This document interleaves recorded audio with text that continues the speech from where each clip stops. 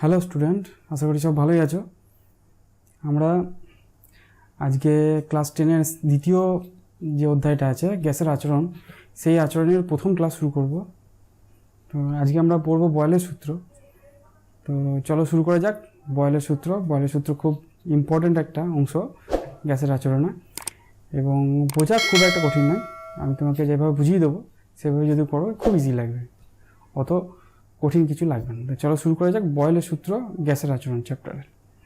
তো বয়েলের সূত্র বোঝার আগে যে আমরা গ্যাসের আচরণ সম্পর্কে কিছুটা বুঝি, যে গ্যাস কী ধরনের, গ্যাসের বৈশিষ্ট্য কী।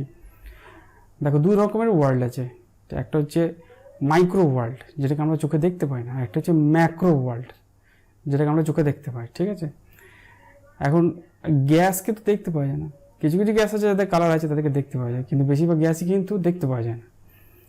তাদের অণুগুলোর বিহেভিয়ারকে পর্যবেক্ষণ করা এবং তাদেরকে নিয়ে পরীক্ষা নিরীক্ষা করা খুব মুশকিল। তাদের বিহেভিয়ার কেমন, তারা কেমন করছে, কীভাবে ছোটাছুটি করছে, এগুলোকে বোঝা একটু মুশকিল। ঠিক আছে, আর মাইক্রো ওয়ার্ল্ডে, বড় ওয়ার্ল্ডে আমরা কি দেখতে পারি সেইটাকে নিয়েই আমরা এখানে আলোচনা করব। মাইক্রো ওয়ার্ল্ড অর্থাৎ তার অণুগুলোর গতিবিধি কীরকম, সেইগুলো নিয়ে আমরা আলোচনা করব না, যদি একটু আন্দাজ দেবো যে তারা কীরকম করছে। কিন্তু আমরা মেনলি গ্যাসের যে মাইক্রো ওয়ার্ল্ড, বড় বাইরে থেকে যেটা দেখতে পাই গ্যাসকে, সেটাই মাইক্রো ওয়ার্ল্ড বলে।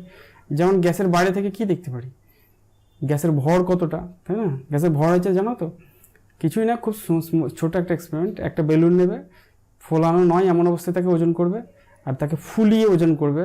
দেখবে ফুলিয়ে যখন ওজন করবে তখন তার ভরটা একটু বেড়ে গেছে, অর্থাৎ নিশ্চয়ই ফোলানোর সময় যে গ্যাসটা দিয়েছি সেই গ্যাসের ওজনের জন্যই বেলুনটার ওজন বেড়েছে, ভরটা বেড়েছে।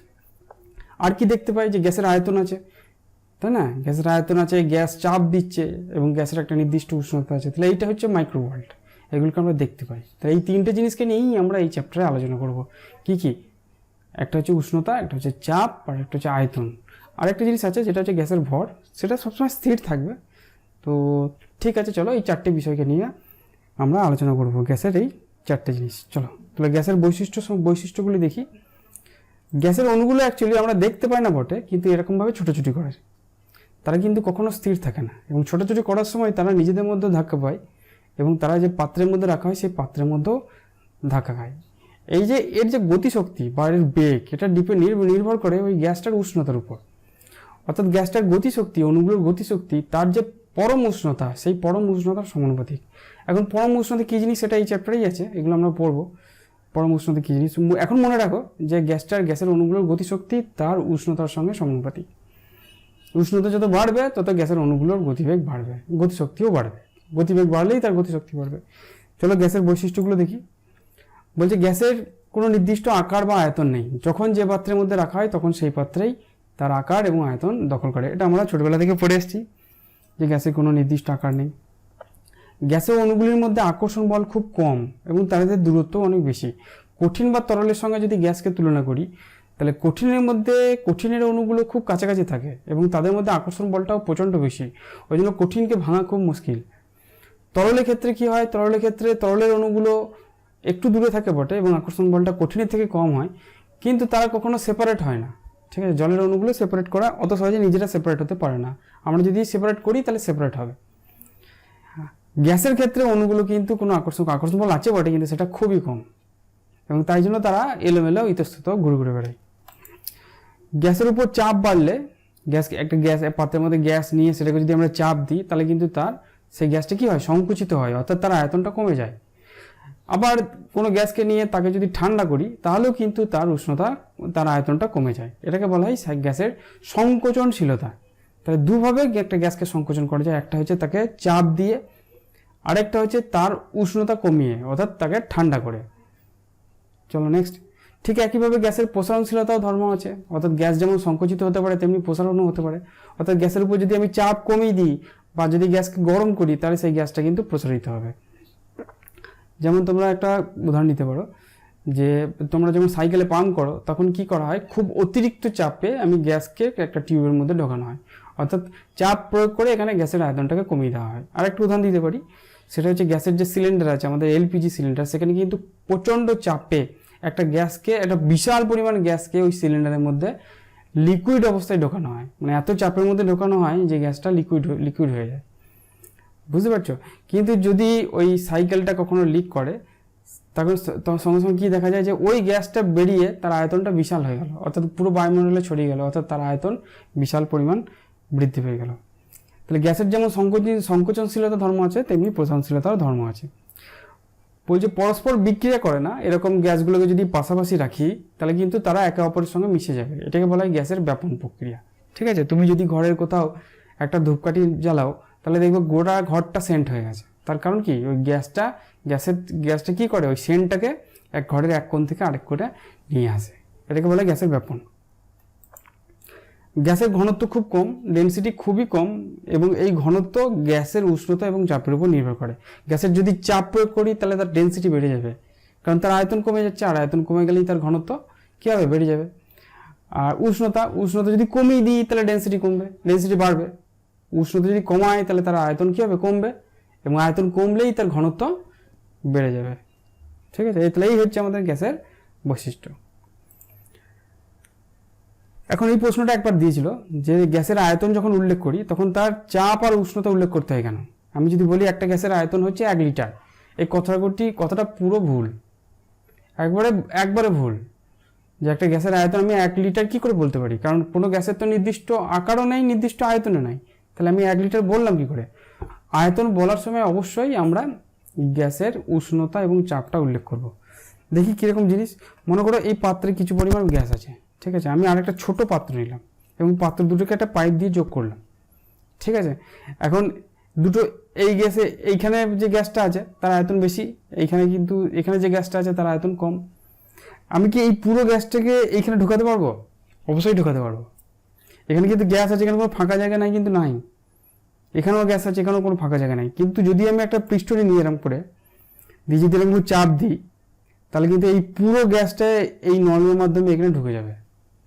অবশ্যই এখানে মুখটাকে টাইট করে রাখতে হবে যাতে করে এই ছোট এইটা দিয়ে গ্যাসটা না বেরোতে পারে। অর্থাৎ গ্যাসের আয়তনটা এখানে কি হলো, কমে গেল। তাহলে গ্যাসের আয়তনটা স্থির নয়, সেটা কিসের উপর ডিপেন্ড করে, তার চাপের উপর ডিপেন্ড করে। আর কিসের উপর নির্ভর করে, উষ্ণতার উপর ডিপেন্ড করে। তাহলে গ্যাসের আয়তন বলার সময় অবশ্যই আমাকে কি বলতে হবে, তার চাপ এবং উষ্ণতা বলতে হবে। দেখিনি ব্যাখ্যাটা। বলছে গ্যাসের অণুগুলির মধ্যে আকর্ষণ বল খুব কম, এটা আমরা দেখলাম, এবং অণুগুলির গতিশক্তি খুব বেশি, তাই যে কোনো পাত্রে ছড়িয়ে পড়ে। গতিশক্তি যেহেতু খুব বেশি, তাহলে যে পাত্রে রাখবো সেই পাত্রে, একটা ঘরের মধ্যে আমি কোনো একটা সেন্ট সামান্য একটু ছেড়ে দিলাম, গোটা ঘরটা ছড়িয়ে যাবে, তাই না, গোটা ঘরটা সেন্ট হয়ে যাবে। আবার তাই যে কোনো পাত্রে ছড়িয়ে পড়ে এবং পাত্রে আয়তন লাভ করে। আবার উষ্ণতার পরিবর্তন করলেও গ্যাসের আয়তনের পরিবর্তন ঘটে। কোনো গ্যাসকে যদি গরম করি তাহলে তার আয়তন বাড়বে। এই কারণে গ্যাসের আয়তন উল্লেখ করার সময় চাপ এবং উষ্ণতা বলতেই হবে। ঠিক আছে, বোঝা গেছে? তাই চাপ উষ্ণতা দুটো না বললে গ্যাসের আয়তন ঠিকঠাক হয় না। তাহলে গ্যাসের চাপ কী জিনিস দেখি। গ্যাসের চাপ, ঠিক আছে, তাহলে গ্যাস যে চাপ দেয়, গ্যাসের চাপের সংজ্ঞা কী হবে। গ্যাসের অণুগুলো কী করে, তারা তো স্থির নয়, তারা অনবরত গতিশীল, তাই না। এবং গতিশীল হওয়ার সময় তারা কী করছে, তারা নিজেদের মধ্যে ধাক্কা খাচ্ছে এবং যে পাত্র আছে সেই পাত্রের দেয়ালের উপরও ধাক্কা মারছে। ঠিক আছে, বুঝে গেল কীরকম? এইরকম এই যে গ্যাসের অণুগুলো আছে তারা অন্তত এই যদি এরকম কোনো একটা তল রাখি সেই তলের উপরে সে ধাক্কা মারছে। আমার হাতের উপরেও কিন্তু এই বায়ুমণ্ডলের গ্যাসের যে অণুগুলো আছে তারা অনবরত ধাক্কা মারছে। আমি হয়তো ফিল করতে পারছি না কারণ আমরা এখানে সহ্য হয়ে গেছে এখান থেকে, কিন্তু এরকম গ্যাসের অণুগুলো কিন্তু এখানে ধাক্কা মারছে। প্রতি একক ক্ষেত্রফলে লম্বভাবে গ্যাসের অণুগুলো যে বল প্রয়োগ করে সেইটাই হচ্ছে গ্যাসের চাপ। পাত্রের দেয়ালে প্রতি একক ক্ষেত্রফলে গ্যাসের অণুগুলি লম্বভাবে যে বল প্রয়োগ করে তাকে গ্যাসের চাপ বলে। ঠিক আছে, কারণ এই যে আমার হাত আছে, মনে করো এইভাবে আছে, গ্যাসের অণুগুলো এই যে ধাক্কা মারছে, লম্বভাবে একক ক্ষেত্রফলে যে পরিমাণ বল প্রয়োগ করে সেইটাই হচ্ছে গ্যাসের চাপ। তাহলে গ্যাসের চাপ মানে কি, প্রযুক্ত বল বাই ক্ষেত্রফল। প্রযুক্ত বলটা কেমন, লম্বভাবে প্রযুক্ত বল। এটা আরো ভালোভাবে যদি লিখতে চাও তাহলে লিখবে যে লম্বভাবে প্রযুক্ত বল বাই ক্ষেত্রফল। অর্থাৎ এর ক্ষেত্রফল যদি এ হয় আর এরা লম্বভাবে যে বলটা প্রয়োগ করছে সেটা যদি এফ হয় তাহলে এর উপর চাপ হবে এফ বাই এ। অর্থাৎ ক্ষেত্রফল যত কম হবে তত চাপ বেশি হবে। ঠিক আছে, তো চাপের একটা উদাহরণ বলি। কী ধরনের জিনিস, দেখবে একটা ভোঁতা ছুরি দিয়ে সহজে কাটা যায় না কোনো জিনিস, কিন্তু সেই ছুরিটাই যদি ধারালো হয় তাহলে কিন্তু খুব সহজেই কাটা যায়। তার কারণ যখনই একটা ছুরি ধারালো হবে তখনই তার ক্ষেত্রফলটা কম হবে, এবং ক্ষেত্রফল কম হলেই সেটা অল্প বল প্রয়োগ করে বেশি চাপ তৈরি করতে পারবে এবং কোনো জিনিসকে খুব সহজেই কাটা যাবে। তো যদি বলে চাপের একক কি হবে, বল বাই ক্ষেত্রফল, তাহলে যদি এসআই একক বলি তাহলে হবে নিউটন পার বর্গমিটার। ক্ষেত্রফলের একক হচ্ছে বর্গমিটার আর বলের একক হচ্ছে নিউটন। এইটাকে বলা হয় পাস্কাল, ঠিক আছে, পাস্কাল বলে। আর সিজিএস একক হচ্ছে নিউটনের জায়গায় ডাইন হবে, কারণ বলের একক হচ্ছে ডাইন আর ক্ষেত্রফলের একক বর্গ সেন্টিমিটার, তাহলে সিজিএস একক হবে ডাইন পার বর্গ সেন্টিমিটার। বুঝে গেল? পাস্কালের সঙ্গে ডাইন পার বর্গ সেন্টিমিটার হচ্ছে 10 ডাইন পার বর্গ সেন্টিমিটার সমান হচ্ছে 1 পাস্কাল। ঠিক আছে, চলো নেক্সট। প্রমাণ চাপ কাকে বলে? আমরা বায়ুমণ্ডলে যে চাপটা মাপি সেটা কিসের সাহায্যে মাপি? ব্যারোমিটার যন্ত্রের সাহায্যে মাপি। ঠিক আছে, ব্যারোমিটারে কি থাকে? পারদ থাকে। প্রমাণ চাপ হচ্ছে যে সমুদ্র পৃষ্ঠে 45 ডিগ্রি অক্ষাংশে বায়ুমণ্ডলে গড় যে চাপটা থাকে সেইটাই হচ্ছে প্রমাণ চাপ। ঠিক আছে, প্রমাণ চাপ সমুদ্র পৃষ্ঠে 45 ডিগ্রি অক্ষাংশে 0 ডিগ্রি সেন্টিগ্রেড উষ্ণতায় প্রমাণ অবিকর্ষজ ত্বরণে 76 সেন্টিমিটার পারস্তম্ভের চাপকে 1 অ্যাটমসফিয়ার চাপ বা প্রমাণ চাপ বলে। ঠিক আছে, বুঝে গেছে? ব্যারোমিটারের পারস্তম্ভ দিয়ে মাপা হয়, অর্থাৎ প্রমাণ চাপ হচ্ছে 76 সেন্টিমিটার পারদ চাপের সমান। অর্থাৎ 76 সেন্টিমিটার একটা পারদ যদি নিই, সেই একটা নলের মধ্যে 76 সেন্টিমিটার দৈর্ঘ্যের একটা পারদ নিলাম, সেটা হাতের উপর রেখে দিলাম, তাহলে হাতের উপর সেই 76 সেন্টিমিটার পারদ চাপটা যে চাপটা দেবে সেইটাই হচ্ছে প্রমাণ চাপ। এবং সেই চাপটাই কিন্তু আমাদের বায়ুমণ্ডল দেয় আমাদের শরীরের উপর। তাহলে দেখি সেই চাপটার মান কত। চাপের মান বার করার সূত্র হচ্ছে এইচ ডিজি বা এইচ রোজি, কোনো বইয়ে এখানে যেমন এইচ রোজি দিয়েছে। চাপের ফর্মুলা হচ্ছে উচ্চতা ইন্টু ঘনত্ব ইন্টু ত্বরণ। উচ্চতা হচ্ছে পারস্তম্ভের উচ্চতা, এক্ষেত্রে 76 সেন্টিমিটার, পারদের ঘনত্ব 13.6 গ্রাম পার সেন্টিমিটার কিউ, আর অভিকর্ষজ ত্বরণের মান হচ্ছে 980 সেন্টিমিটার পার সেকেন্ড স্কোয়ার। তো সেগুলো যদি আমরা এখানে বসিয়ে দিই তাহলে 76 হচ্ছে পারস্তম্ভের উচ্চতা, পারদের ঘনত্ব হচ্ছে 13.6 আর অভিকর্ষজ ত্বরণ হচ্ছে 980। তিনটাকে গুণ করলে হবে 1.013 ইন্টু 10⁶ ডাইন পার সেন্টিমিটার স্কোয়ার।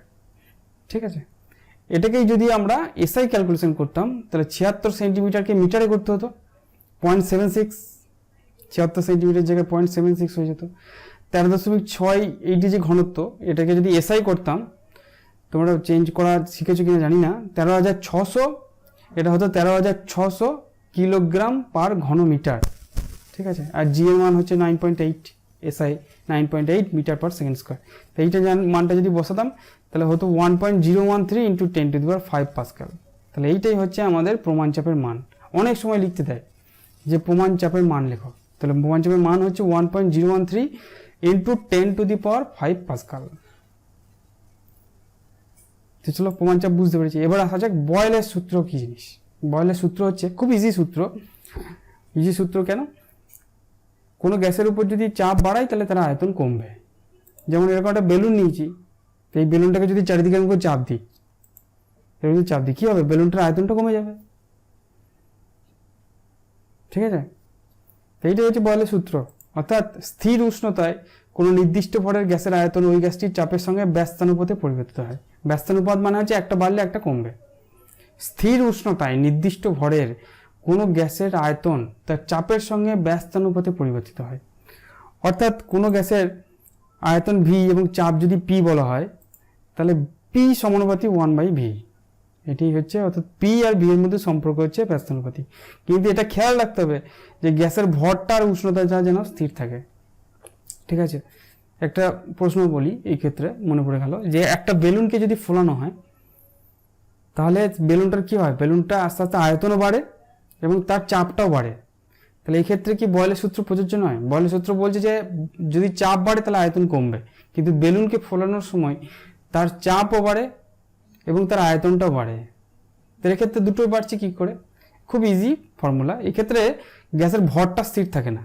আমি যখন বেলুনটাকে ফোলাচ্ছি তার মানে কি হচ্ছে? বাইরে থেকে গ্যাসের ভর ভেতরে দিচ্ছি, অর্থাৎ গ্যাসের ভরটা স্থির থাকছে না।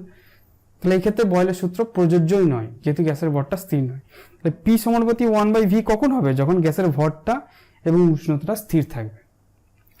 তাহলে এই সমানুপাতিকে সমান চিহ্ন লিখলে একটা কে ধ্রুবক আছে, এখানে কে হচ্ছে একটা ধ্রুবক।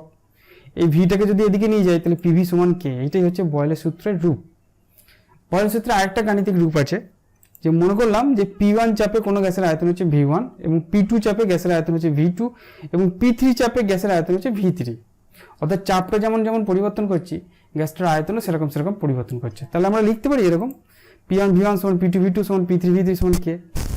চাপ আর আয়তন পরিবর্তন করবে বটে, কিন্তু তাদের গুণফলটা সেই কেই থাকবে। তাহলে এইটাই হচ্ছে বয়েলের সূত্রের গাণিতিক রূপ। এটা আমরা বিভিন্ন জায়গায় ব্যবহার করব দুটো নিয়ে, P1 V1 সমান P2 V2। এইটাই হচ্ছে বয়েলের সূত্রের গাণিতিক রূপ। তোমরা লেখার সময় দুটো দিয়ে লিখবে, P3 V3 লেখার দরকার নেই, আমি এমনি বোঝার জন্য লিখেছিলাম। তো দুটো দিয়ে লিখবে, তাহলেই তুমি বুঝতে পারবে যে বয়েলের সূত্রের গাণিতিক রূপটা কী। তাহলে এইটাই যদি বলে যে বয়েলের সূত্রটি লেখো এবং ব্যাখ্যা করো, সেইটা হচ্ছে পুরো কোশ্চেনটা। বুঝা গেছে? চলো নেক্সট যাওয়া যাক। বয়েলের সূত্রকে আমি লেখচিত্রের সাহায্যে প্রমাণ করব, দেখাবো। ঠিক আছে, দুটো লেখচিত্র আছে। মনে করো যদি বলে পি আর ভি এর মধ্যে লেখচিত্র কেমন হবে, তুমি একটু চিন্তা করে দেখো যে যদি পি বাড়াই তাহলে ভি কমবে। ঠিক আছে, পি যদি বাড়াই তাহলে ভি কমবে, বা উল্টো যদি বলি যে ভি যদি বাড়ায় তাহলে পি কমবে। তাহলে লেখচিত্রটা কীরকম হবে? লেখচিত্রটা হবে এরকম। এরকম ভি যত বাড়ছে পি তত কমছে। এই লেখচিত্রের একটা নাম আছে, এটাকে বলা হয় সমপরাবৃত্ত। ঠিক আছে, এই যে ভি যত বাড়ছে পি তত কমে যাচ্ছে, এটা হচ্ছে পিভি লেখচিত্র। আরেক ধরনের লেখচিত্র হয়, সেটা হচ্ছে পি এর সঙ্গে পিভি অথবা ভি এর সঙ্গে পিভি। দেখো তুমি একটু খেয়াল করো, পিভি সমান কে, কি বেরিয়েছিল কে, পিভি সমান ধ্রুবক। অর্থাৎ তুমি পি আর ভি কে যেমনই পরিবর্তন করো না কেন, পিভির কোনো পরিবর্তন হবে না, পিভিটা সেই কেই থাকবে। অর্থাৎ চাপ আর আয়তন গুণ করলে কিন্তু একই থাকবে, কেই থাকবে। তাহলে পিভি সমান যেহেতু কে, তাহলে রেখাটা এরকম হবে সরলরেখা। অর্থাৎ তুমি পি কে যেমন খুশি বাড়াও না কেন, পিভিটা সেই কনস্ট্যান্টই থাকবে, একটা সরলরেখাই থাকবে। এবার তোমার মনে হলো এরকম বেড়ে গেল না কেন, এরকম উপর দিকে হলো না কেন? উপর দিকে হওয়া মানে কি পিভি বাড়ছে। আর এরকম যদি পি অক্ষের সমান্তরাল হয়, তার মানে কি পিভির মানটা, এই যে মান এটা হচ্ছে কে, এইখান থেকে এইটুকুনি মান হচ্ছে কে, এই কে তে কনস্ট্যান্ট থেকে গেল, ধ্রুবক থেকে গেল, সে বাড়ছে না।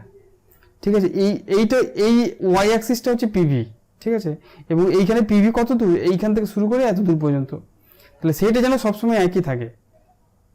তাহলে এই ক্ষেত্রে এই যে পিভি লেখচিত্রটা কেমন হচ্ছে, একটা সরলরেখা হচ্ছে, এবং সেটা পি অথবা ভি অক্ষের সঙ্গে সমান্তরাল, যেহেতু পিভি সবসময় কনস্ট্যান্ট থাকছে। চলো একটা অঙ্ক দিয়েছে, করি। ইজি অঙ্ক। আমাকে প্রথমে বুঝতে হবে যে আমি এখানে বয়েলের সূত্র অ্যাপ্লাই করতে পারবো নাকি। কি দিয়েছে, বলছে একটা বেলুনের 95 সেন্টিমিটার পারদচাপে 0.8 লিটার বাতাস ভরা আছে। যদি উষ্ণতা অপরিবর্তিত রেখে চাপ কমিয়ে 76 সেন্টিমিটার করা হয়, তবে ওই বাতাসের আয়তন কত হবে? ঠিক আছে, কি কি দিয়েছে? প্রথমে 95 সেন্টিমিটার পারদচাপ, P1 হচ্ছে 95, V1 হচ্ছে 0.8 লিটার,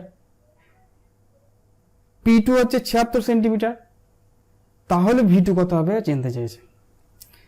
ঠিক আছে, এখানে ধরে নিয়েছে যে গ্যাসের ভরটা স্থির আছে। যদি অঙ্ক পরীক্ষাতে আমাকে বলে দেবে যে গ্যাসের ভরটা স্থির, তাহলে যখনই এরকম অঙ্ক দেবে তখনই আমরা বলবো যে বয়েলের সূত্র প্রযোজ্য। ক্লিয়ারলি বলে দেবে যে গ্যাসের ভরটা এবং উষ্ণতাটা স্থির হয়ে থাকবে। তাহলে আমরা লিখতে পারবো P1 V1 সমান P2 V2। আগে একটু লিখে দেবে যে যেহেতু গ্যাসের ভর এবং উষ্ণতা স্থির আছে, অতএব বয়েলের সূত্র প্রযোজ্য, অতএব P1 V1 সমান P2 V2। তাহলে আমাকে কি বার করতে হবে? আমাকে V2টা বার করতে হবে। ওই বাতাসের আয়তন কত হবে জানতে চেয়েছে, তাহলে V2 বার করতে হবে। তাহলে V2 সমান কি হবে? P1 V1 by P2। এখন P1টা কত? P1 হচ্ছে 95 সেন্টিমিটার, এই জি আমি ওটাকে পাল্টালাম না, 95 থাক। V1টা কত? 0.8 লিটার। আর P2টা কত? 76 সেন্টিমিটার, তাহলে 76 সেন্টিমিটার। ঠিক আছে, দেখো এই দশমিকটা উঠিয়ে দিলাম, দিয়ে 8 আর 76 কাটলাম। 8 আর 76 কাটলে কত হবে? 7 8 56, 8 8 64, 8 9 72। আচ্ছা, এটাকে কেটে দেখবে 1 লিটার হবে। ঠিক আছে, নেক্সট অঙ্কতে কি বলেছে? 75 সেন্টিমিটার চাপে কোনো গ্যাসের আয়তন হচ্ছে 5 লিটার, স্থির উষ্ণতায় কত চাপে তার আয়তন 1 লিটার হবে। এখানে ভরটা স্থির আছে, আমার এখানে লেখাটা ভুল হয়েছে, গ্যাসের ভরটা স্থির আছে এটা বলে দিতে হবে। তখনই আমরা ধরবো যে হ্যাঁ এখানে তাহলে বয়েলের সূত্র প্রযোজ্য হবে। তো যেহেতু এখানেও বয়েলের সূত্র প্রযোজ্য, তাহলে আমরা বলতে পারি P1 V1 সমান P2 V2। কি বার করতে হবে এখানে? স্থির উষ্ণতায় কত চাপে, অর্থাৎ P2টাকে বার করতে হবে। তাহলে P2 সমান কি? P1 V1 by V2। ঠিক আছে, এখানে P1টা কত? P1 হচ্ছে 75 সেন্টিমিটার, V1টা কত? V1টা হচ্ছে 5 লিটার, আর V2টা কত? 1 লিটার। আমি বসিয়ে দিই 75 × 5/1। তাহলে 75কে 5 দিয়ে গুণ করলে কত হবে? 375। এটা লিটার হবে না, ও এটা লিটার হবে না, এটা কি হবে, এটা কি হবে, এটা কি হবে, এটা সেন্টিমিটার হবে। এটা কি হবে, এটা সেন্টিমিটার হবে। ঠিক আছে, এটা লিটার হবে না, কারণ আমি কি বার করছি, আমি পি বার করছি। এটা লিটার হবে না, লিটারটা আমি কেটে দিই। চলো নেক্সট। তাহলে আমরা বুঝতে পেরেছি যে বয়েলের সূত্র কী। তারপর প্রশ্নোত্তর পর্বে আসা যাক, যে এই চ্যাপ্টারে আমি কী কী প্রশ্ন পাচ্ছি। যদি প্রশ্নগুলো করতে পারো তাহলে বুঝতে পারবে যে না, আমি চ্যাপ্টারটা বুঝতে পেরেছি। চলো দেখা যাক, গ্যাসের আয়তন উল্লেখ করতে চাপ এবং উষ্ণতার উল্লেখ করতে হয় কেন। প্রথম দিকেই করেছিলাম। গ্যাসের চাপ কাকে বলে, এর এসআই একক কি। প্রমাণ চাপ কাকে বলে, পাস্কেল এককের মান কত। বয়েলের সূত্রটি লেখো, বয়েলের সূত্রের ধ্রুবক রাশিগুলির নাম লেখো। বয়েলের সূত্রের ধ্রুবক রাশি কী কী আছে। ধ্রুবক রাশি মানে কি, যেগুলো পরিবর্তন হয় না। ঠিক আছে, বয়েলের সূত্রে গ্যাসের উষ্ণতা এবং ভরের কোনো পরিবর্তন হয় না, তাহলে এই দুটো হচ্ছে তোমার ধ্রুবক রাশি। আর পরিবর্তন হয় কোনগুলো, সেটা হচ্ছে চাপ আর আয়তন। তাহলে চাপ আর আয়তন হচ্ছে পরিবর্তনশীল রাশি। বয়েলের সূত্রে পি বনাম ভি লেখচিত্র প্রকৃতি কেমন, এটা হচ্ছে সমপরাবৃত্ত বললাম। পি বনাম 1/v লেখচিত্র প্রকৃতি কেমন, এটা তো বলি নাই। এটাকে বলবে পি বনাম 1/v হচ্ছে মূল বিন্দুগামী সরলরেখা। ঠিক আছে, একটা এই অক্ষ আর এই অক্ষ যদি হয়, এটা হচ্ছে এক্স, এটা যদি ওয়াই অক্ষ হয়, তাহলে পি বনাম 1/v হবে তোমার মূল বিন্দুগামী একটা সরলরেখা। যদি মূল বিন্দুগামী যায় না, মূল বিন্দুগামী একটু ওপর থেকে যায়, তাহলে এটা সরলরেখা বললেই হবে। বেলুন ফোলালে গ্যাসের চাপও বাড়ে আবার আয়তনও বাড়ে। এক্ষেত্রে বয়েলের সূত্র প্রযোজ্য হয় না কেন, তার কারণ ভরটা স্থির নাই, আমরা বাড়ি থেকে ফু দিচ্ছি। পুকুরের তলদেশ থেকে উৎপন্ন বুদবুদ যখন জলের উপরিতলে আসে তখন তার আয়তন বৃদ্ধি পায়। কেন বৃদ্ধি পায়, একটা পুকুরের অনেক তলায় একটা বাতাসের বুদবুদ তৈরি হয়েছে, সেটা যত উপরে উঠবে তত তার আয়তন বাড়বে। তার কারণ তার চাপ কমছে, জলের তলায় জলের চাপটা অনেক বেশি, এবং সেটা যখন ওপর দিকে উঠছে তখন জলের চাপ আস্তে আস্তে কমছে, এবং চাপ কমলেই আমরা জানি বয়েলের সূত্র অনুসারে আয়তনটা বাড়বে। ব্যস্তানুপাতিক সম্পর্ক, চাপ কমলেই আয়তন বাড়বে। ঠিক আছে, তাই যখন ওই বুদবুদটা জলের উপরে আসে তখন তার আয়তন বৃদ্ধি পাবে। ঠিক আছে, বুঝতে পেরে গেছে। তাহলে এই হচ্ছে আমাদের বয়েলের সূত্র। আশা করি সবাই বয়েলের সূত্র বুঝতে পেরেছ। খুব ইজি সূত্র, পি সমানুপাতিক 1/v, যেখানে গ্যাসের ভর এবং উষ্ণতাটা স্থির থাকে, এবং এক্ষেত্রে গ্যাসের ভর এবং উষ্ণতাটা হচ্ছে তোমার ধ্রুবক রাশি, এবং চাপ এবং আয়তন হচ্ছে পরিবর্তনশীল রাশি। ঠিক আছে, চলো প্রশ্নগুলো যেগুলো দিলাম সেগুলো অবশ্যই পজ করে নিয়ে সমস্ত প্রশ্নগুলো লিখবে এবং খাতায় তার অ্যান্সার লিখবে। তাহলেই তুমি বুঝতে পারবে যে হ্যাঁ, আমি এই চ্যাপ্টারটা বুঝতে পেরেছি। আর বইগুলো ভালো করে পড়বে। পরের দিন আমরা কি পড়বো, পরের দিন এর পরের পার্ট চার্লসের সূত্র আছে, চার্লসের সূত্র পড়বো এবং সেখান থেকে কিছু অঙ্ক করব। ঠিক আছে, চলো ঠিক আছে, ভালো করে পড়াশোনা করো। পরের ক্লাসে আবার দেখা হবে, ভালো থাকবে।